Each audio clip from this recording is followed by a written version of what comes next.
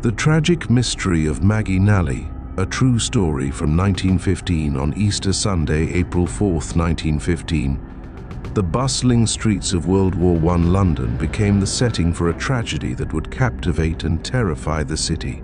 Margaret Maggie Nally, a spirited 7-year-old girl, vanished under circumstances that remain unsolved to this day. Maggie lived with her family on Amberley Road, Paddington, and attended All Angels School on Cirencester Street. Despite her tender age, she was described as streetwise and independent. The day before her disappearance, Maggie had celebrated her birthday with chocolates, caramels, and a hearty meal of boiled meat and potatoes. That afternoon, she set out in her Sunday best, complete with a hat, to visit family in nearby Marylebone. Maggie's movements before her disappearance at 3:30 p.m. Maggie left home and walked to Betsy Scott's house in Carlisle Street, calling her aunt because Betsy's daughter Lena was married to Maggie's uncle, Arthur Nally. Betsy, who had just returned from a visit to Maggie's grandfather, encouraged Maggie to visit him as well.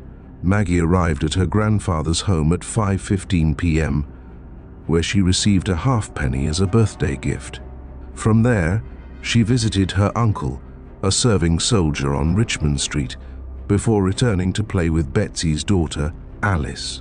The two girls spent the evening playing piano and running errands for Betsy. By 7:30 p.m., Betsy, irritated by their noisy playing, gave them a penny to buy sweets.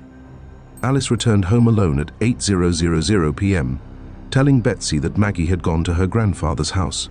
Maggie's father, John Nally, a porter at Hyde Park Mansions, was woken by his wife Christine at 7 p.m., who was worried that Maggie had not returned home.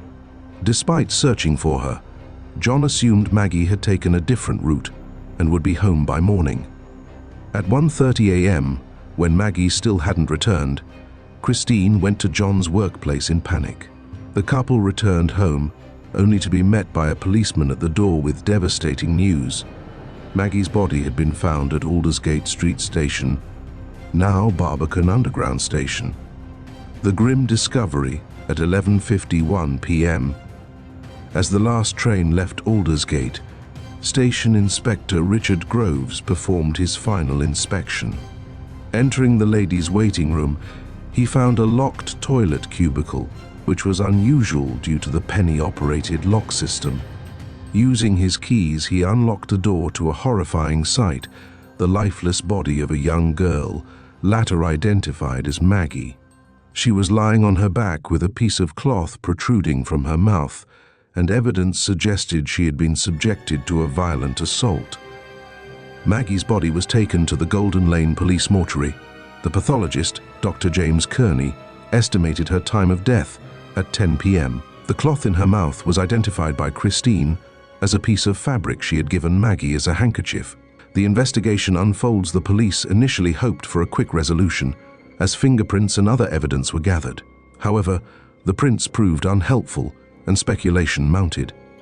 Maggie's family maintained that she was not one to go off with strangers, fueling theories that her assailant had been disguised as a woman or had approached her with familiarity. Witness accounts painted a confusing picture. Alice Scott mentioned seeing Maggie with an old man, corroborated by a shopkeeper, Mrs. Walker, who recalled an old man giving pudding to children. However, Mrs. Walker could not confirm the time of Maggie's visit.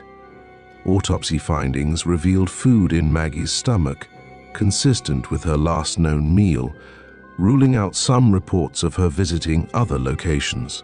Another account came from bus conductor Edward Redman, who claimed to have seen Maggie with a soldier on his bus at 8:15 p.m. The soldier, described as disheveled and wearing a khaki uniform without proper insignia, alighted with Maggie at King's Cross. However, the police questioned the timeline, as Maggie's death was estimated at 10 p.m., and there was no clear account of her movements during that interval. False leads and public outcry. The investigation was plagued by false confessions, hoaxes, and misinformation. A soldier named Eugene McCann confessed to the crime, but was later dismissed as mentally unfit and seeking escape from military duty. Another hoax involved a train ticket with a sinister message, but it was deemed unrelated.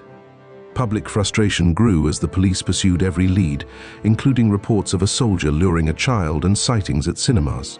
A search of Aldersgate Station revealed evidence of tampered locks, suggesting an attempt to steal money, but no conclusive link to Maggie's death. The inquest on April 8, 1915, an inquest was held, drawing a crowd eager for answers. Maggie's parents, visibly grief-stricken, recounted her last known movements.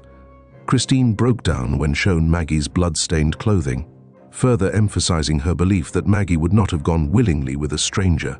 Pathologist Dr. Bernard Spilsbury, renowned for his expertise, confirmed Maggie's cause of death as asphyxiation due to the cloth in her mouth.